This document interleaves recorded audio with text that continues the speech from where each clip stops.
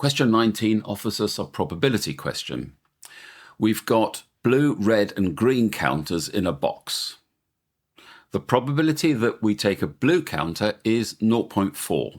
We don't know the individual probabilities of red and green, but we do know that the ratio of red and green counters in the box is 7 to 8 in favour of green. Now a test is done on the box and Samina does the test 50 times. She takes a counter, puts it back, and she records the colours. And we need to work out an estimate for the number of times she takes a green counter.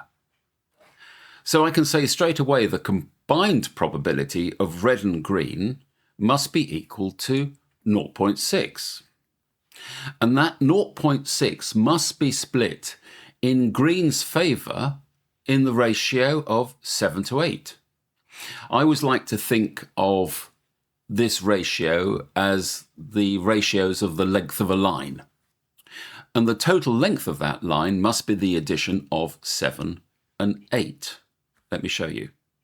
So what I've done here is I've put a line length of 7, representing the red bit, and a line length of 8, representing the green bit. If you add those two guys together, this equals 15. So the red section of the line is 7/15 of the total distance.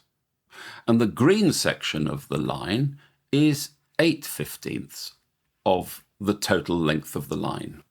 And these are our two fractions.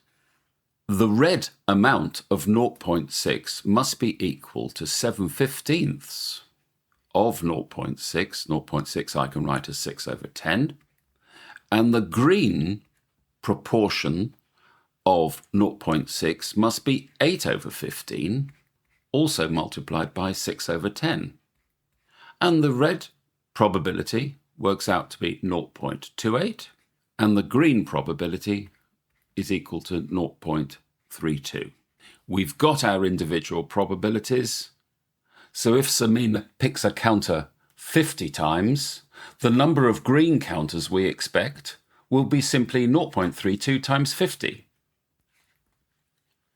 And that works out to be 16. And that is your answer.